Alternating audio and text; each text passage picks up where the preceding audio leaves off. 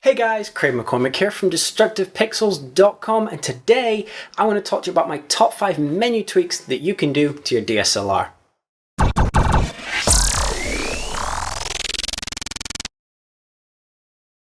Now the first tweak I have is to check to see if your camera has ISO expansion.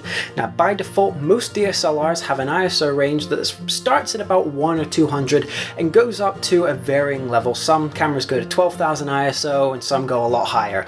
But most cameras also have a thing called ISO expansion, and what that does is it increases the top level of your ISO, so you can go to really high level ISOs, and that's generally used for really low light situations where you just need to get the shot. But the thing and the reason why it's not on by default is because it's so much noise in that image when you have the real high ISO ranges.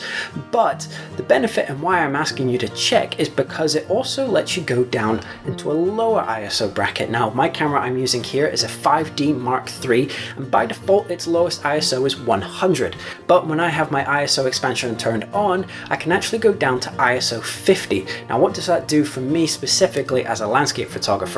Well, it makes sure that my camera is as least susceptible to light as possible, so it takes a longer exposure, and that's great for someone like me that does long exposure landscape shots and stuff like that. It helps you increase your shutter speed by just lowering your camera sensitivity to light.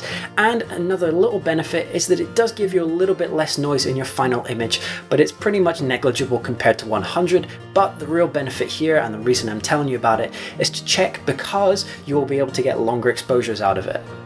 My second tweak here is to check that your camera is only rotating your images inside the computer, because by default most DSLRs, when you're shooting in portrait mode, it will then rotate the image so you can view it when you're looking at your screen in a landscape format. Now if you're shooting a bunch of portrait pictures, you're going to have to constantly be turning around your image in order to see it properly. Now if you turn this feature off, it will utilize the entire screen. Now you will be having to turn your camera into portrait mode in order to see the picture in its proper orientation, but you will then be able to utilize the whole screen, and that is a big important thing, especially if you're going to be shooting portraits all the time. Now my third tweak for you is something to do with live view mode. Now most DSLRs nowadays will let you use the screen on the back of your camera to view and crop your image while you're shooting, and that by default is a feature that I love. I use it all the time, but most DSLRs nowadays also have a feature called a grid overlay or a grid display, and what this helps you do is it gives you a bunch of different options for overlays. Sometimes it's just diagonal lines, sometimes it's the line of thirds, but most cameras let you do both lines of thirds and also diagonal lines going across, and that is the feature I have turned on in my camera. So whenever I'm using live view mode, when I'm out shooting my landscape images, I can see what the rule of thirds is in my frame and also the diagonal lines.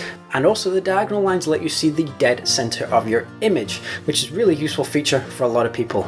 Now the fourth tweak I have for you is something that you've probably heard a lot of other photographers talk about before, and most people refer to as the blinkies, but the feature you're wanting to look for in your DSLR menu is something called highlight warning. And what this does is whenever you're shooting a picture, say you're shooting a landscape image and you're shooting into the sun or something like that, and if it's overblown and there's just no detail in the sky, it's generally white and you can't get any detail from it, when you're reviewing the images on the back of your screen, there will be a flashing section. It's a highlight basically, and it'll highlight the section that is completely blown out and got no information. It's just white. Sometimes the blinking is in the color red, sometimes it's black, like in my camera here, and it's a great feature to know in case you're shooting something and you definitely want to make sure that you have all the information in those highlights. Say you're a wedding photographer and you want to make sure that you get all that detail in the bride's dress, you really want to turn this warning on to let you know in case you clip that dress, because you want to be pulling that information down to make sure you get all the detail